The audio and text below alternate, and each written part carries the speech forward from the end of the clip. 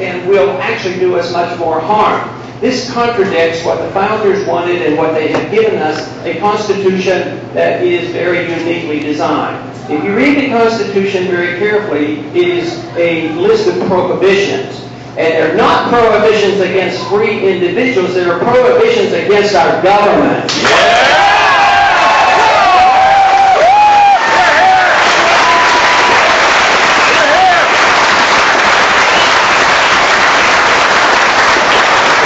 I'm also convinced that the problems that we face today, and they are many, could be solved rather easily. I believe that for the most part we've gotten ourselves into this predicament mainly because we have ignored the Constitution, and we can get out of our problems by merely going back to the rule of law and looking to the Constitution and looking to our founders and the advice they gave us.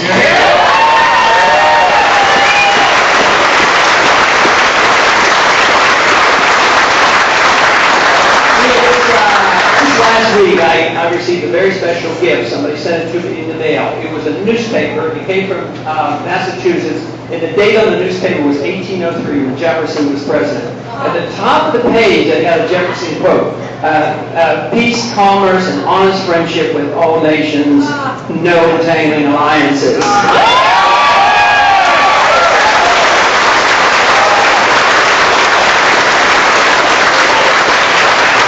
I thought that would be appropriate for me to have that, and I thought that was really very, very nice, because that says so much, and it teaches us so much, and that's a lesson that we have forgotten, especially in my lifetime.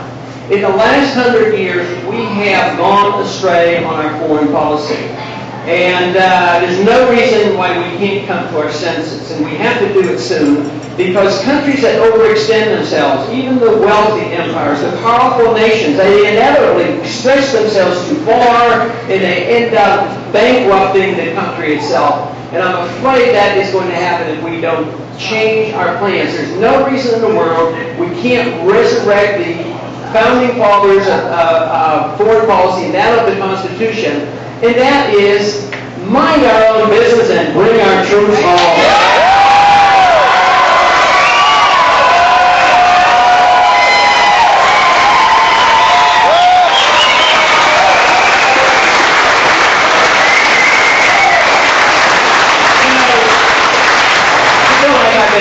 Arguing against that war for a long time. The Persian Gulf War actually started in the early 1990s. We're really continuing that same war. Although I wasn't in office at that time, I spoke out strongly against the dangers of getting involved.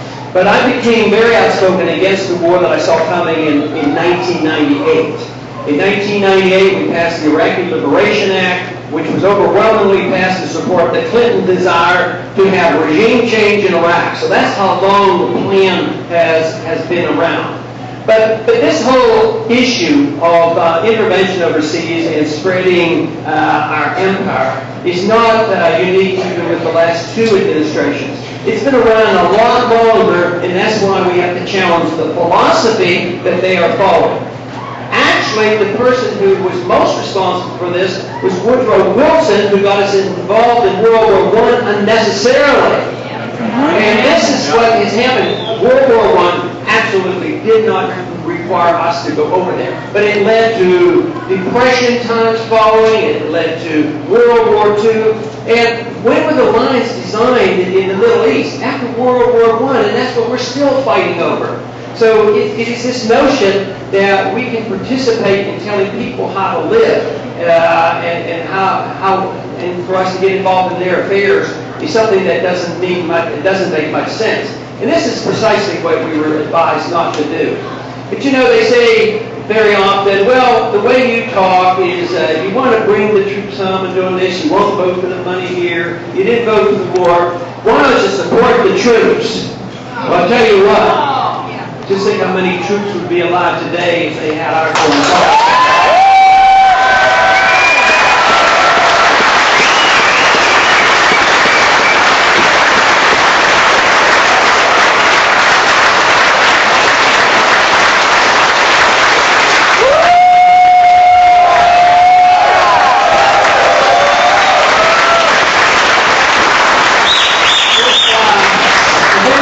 Any of our dissenters, those who do not agree with us, come and tell you that we don't support the troops. Ask them why it is our campaign that gets more donations from the military people than anybody else.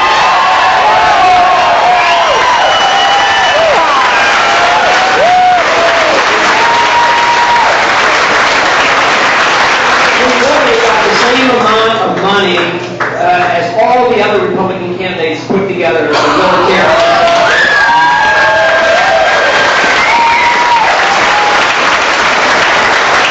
I speak to a lot of veterans groups, and the assumption is always made that all the veterans are going to be for this careless entry into war, and that is not true. Veterans of this country went to war and fought, and guess what they fought for? They fought for our Constitution. Is what they fought for. And we too often, especially since World War II, we're going to war almost endlessly without a declaration. Just think about if the members of Congress would follow the rule of law and never allow a president to go to war without a declaration. If we had not done that since World War II, just think of the benefits that we would have received. So it's very simply that you're not allowed to transfer power from the legislative branch to the executive branch without a constitutional amendment. And that's literally what we have done. We allow our presidents to go to war. And this is such a serious responsibility. It was meant that the founders wanted to make sure that the king couldn't go to war, the leader couldn't take us to war, the executive branch couldn't take us to war. And it had to be by the Congress, the body that's closest to the people. And under these circumstances, when I brought the subject up in the committee, they told me that part of the Constitution was anachronistic. They said it was frivolous to bring up this issue of the Constitution. And yet now, what are they doing? They didn't want to debate it. They didn't want to assume the responsibility. Guess where they are today? We're debating the war. A little bit too late. But my argument is, they say, well, there's going to be chaos if we leave Iraq. Yeah, there could be. We don't know exactly what would happen. It didn't get nearly as bad as they predicted would be Vietnam. We don't know what would happen, but we know a couple things. We know that Americans would no longer be killed, we would no longer be spending money, and we also know that the chaos is there not because we left, but because we went in. That's right.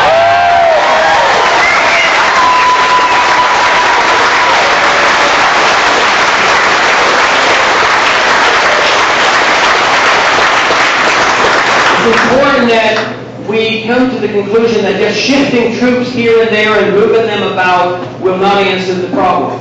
Because it's the presence of our troops throughout that region which is the motivating factor for them to express their anger toward us. Not only that, if you don't change the overall policy, and we keep a lot of troops in the Middle East, we keep those permanent bases in Iraq, and we keep that embassy now in Iraq that was built bigger than the Vatican, there will be a presence there that will not solve the problem. And besides, every single candidate on both sides are now saying, well, we got to be over there because no option should be taken off the table because we might have to go in and start bombing Iran. That we have to stop.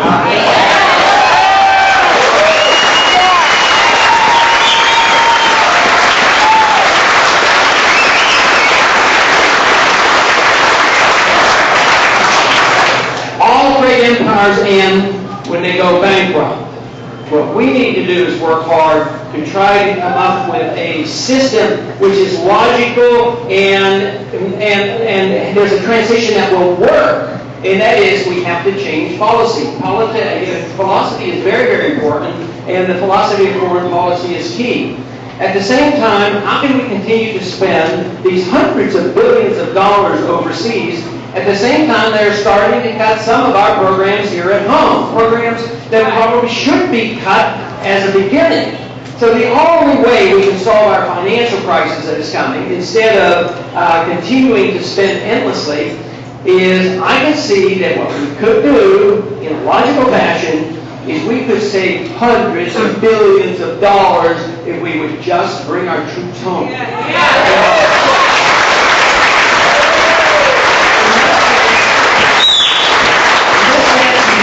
Although all the social programs are not part of the Constitution, that is not where I would start.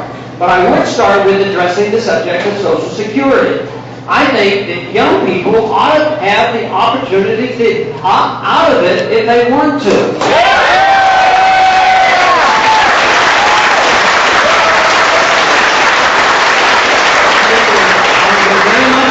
Of this endless entitlement system that we continue to expand at the same time. They know their numbers are smaller, and how are we going to keep financing it? And then this is a good question. So what about the generation or two that are totally dependent on government medical care and government Social Security? You can't turn that off and put people out in the streets. But I can tell you one thing. I'm one congressman that never voted once to spend 1 penny of the Social Security Trust Fund.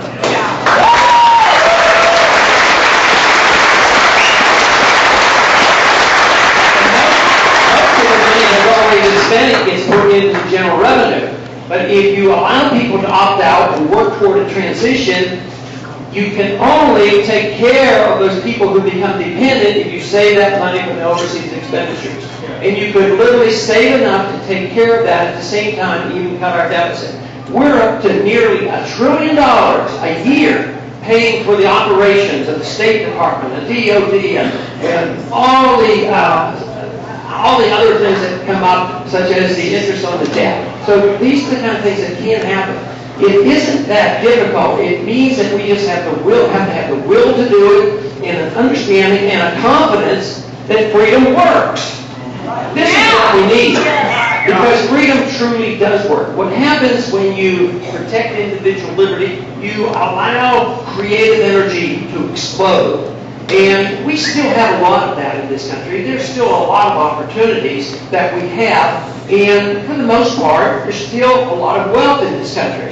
But my concern, and obviously the concern of many Americans, is that, is it going to last? Have we undermined the system? And I would say that we have. We have a lot more inflation than our government will admit. How many people in this country believe that we have 2% inflation rate? It's huge. If you just go back to the old method of counting the CPI, we find out that it's going up at a rate of 10%.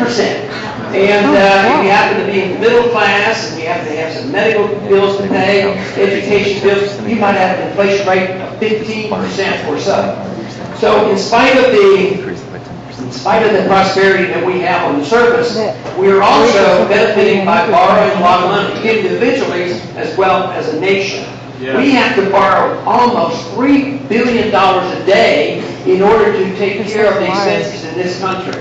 And we're borrowing from none other than China and Japan and Saudi Arabia. We're dependent on them.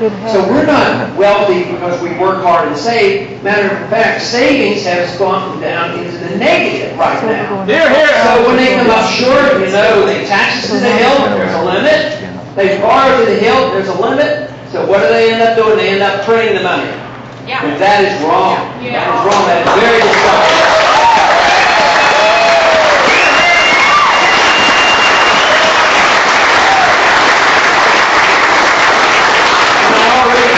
The Woodrow Wilson years, they were bad years for us on foreign policy, but they were bad years for us on taxes and bad years for us on monetary policy. So once we change the foreign policy, we should then immediately change both our tax policies and our monetary policy, and therefore we should be able to then get rid of the IRS and the Federal Reserve.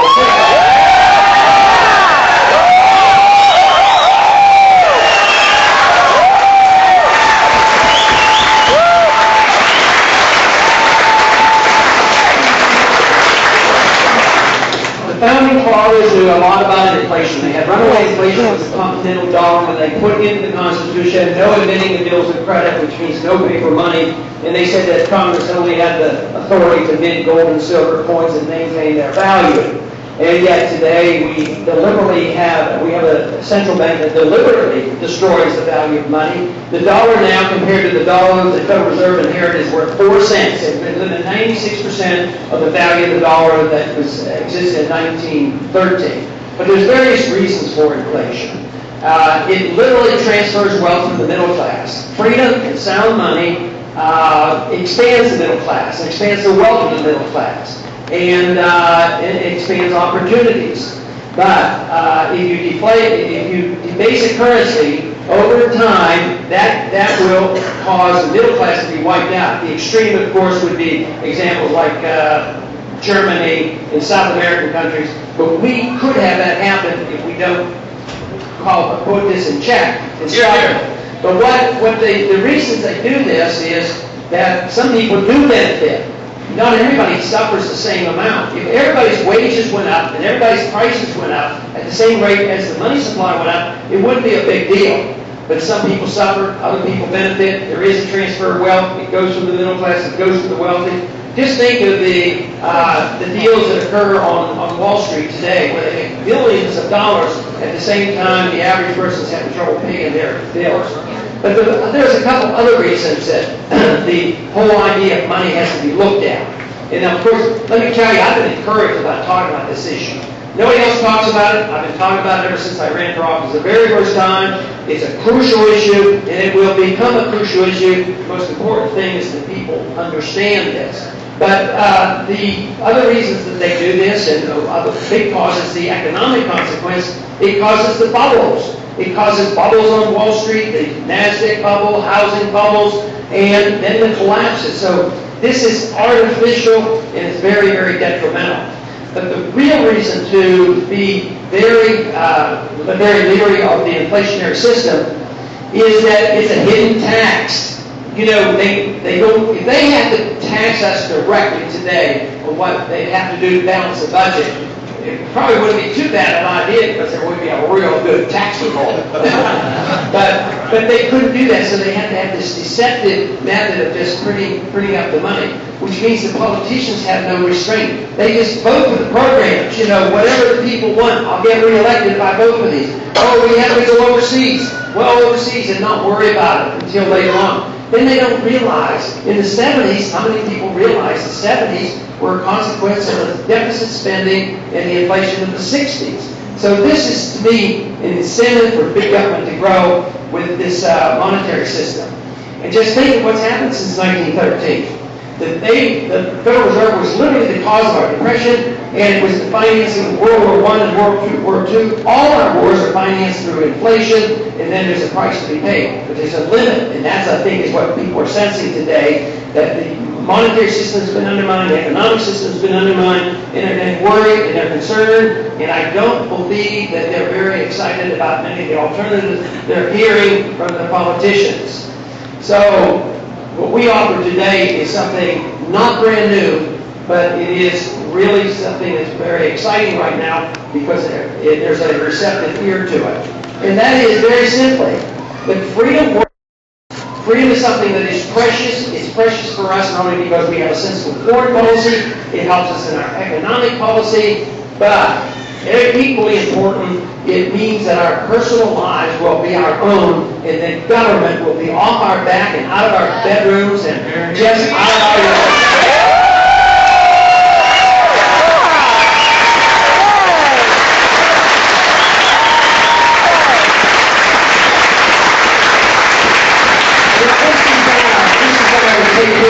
Cradle for Grave prompts a program that's been going on for a couple of years, and I fought to try to stop and wasn't able to.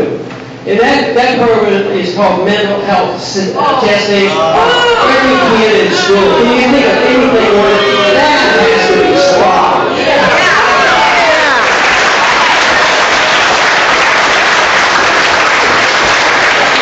And also, whether there's fear drummed up because of economic conditions or fears drummed up for the various wars around the world or wars against terrorism, it's usually an excuse for those who love big government to just create big government. Just think of all the laws that were passed after 9/11. Most of them had been proposed before 9/11. The war in Iraq certainly was proposed many years before 9/11, and 9/11 was falsely used as the excuse to go over into Iraq.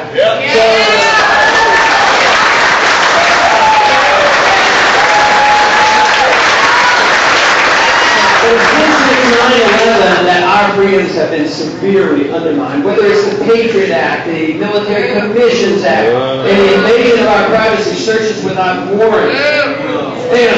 And now what do we have? It looks like it's on our doorstep. The national ID card. We all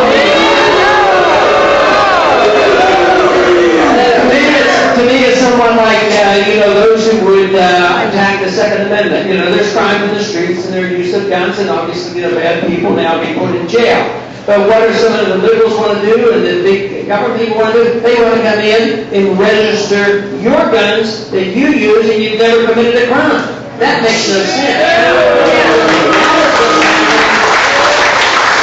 That is what's happening now since 9/11. We're literally registering the American people as if we're going to catch all the terrorists by registering and knowing every single transaction, whether it's a medical transaction, a financial transaction, or literally a travel transaction with this national ID card. The radio frequency identification in these national ID cards can be changed with the Secretary of Homeland Security without permission of the Congress. He can put anything he wants in these national ID cards. Hopefully, this will be stopped because fortunately, various states now have spoken out and saying they will not participate in it.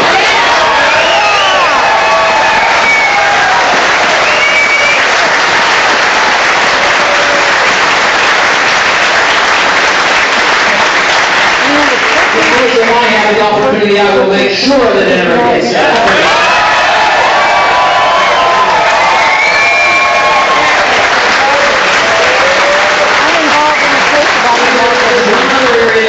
Touch on, and that has to do with our national sovereignty. I'm old-fashioned. I believe in national sovereignty.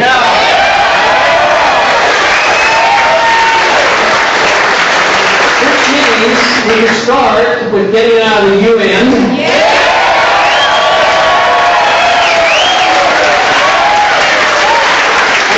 to be financed in the IMF, the World Bank, and the WTO.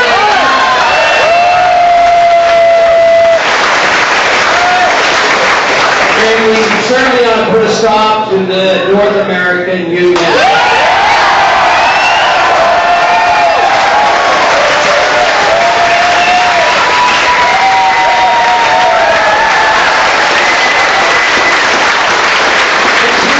Which means we don't need a new super NAFTA highway.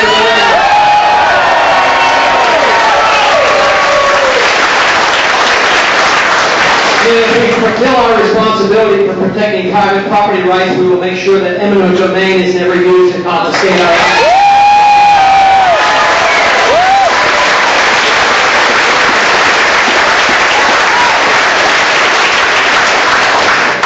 Freedom has been tested and it has done well. We have lost our way. We need to reassert ourselves and do what we can to get ourselves back on track. When we are free as individuals who are allowed to be responsible for ourselves and to be able to keep the fruits of our labor, what this does is then allows us to strive for our own excellence and virtue, which is what life should be all about.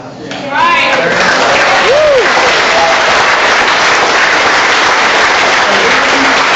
When the role of government becomes that of making us better people and making the economy run fairly, or policing the world and telling the world how they should live, it can only be done at the expense of personal liberty. And that is why it has to be rejected.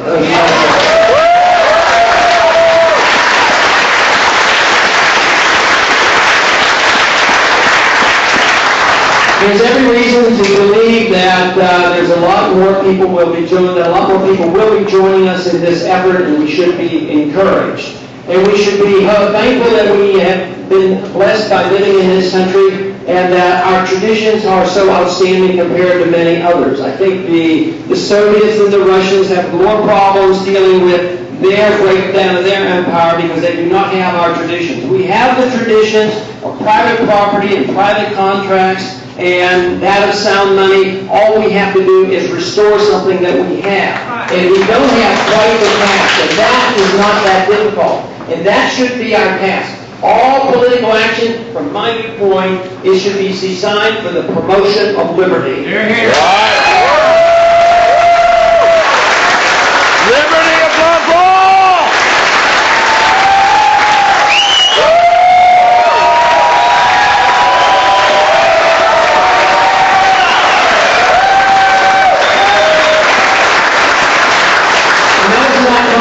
We just have to have more individuals in Washington that are bound and determined to take their oath of office seriously and say, yes, I will uphold the Constitution, and I will work for the cause of liberty, because liberty is what has made America great. There's no reason to be despondent on our outcome, although we do not know what will come, we do not know what tomorrow will bring or the next week. But I am an optimist in the sense that if the message is spread and the people understand it and realize it's in the best interest of all of us to promote this cause, I believe we can be victorious. Thank you very much.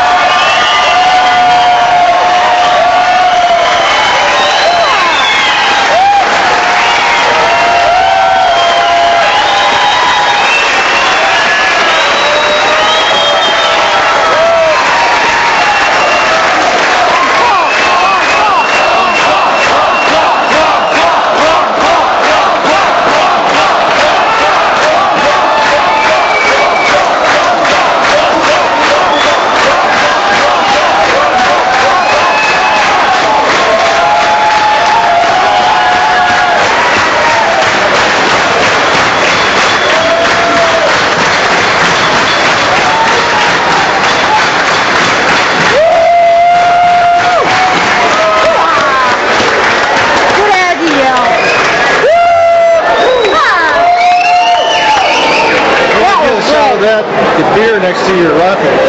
Oh.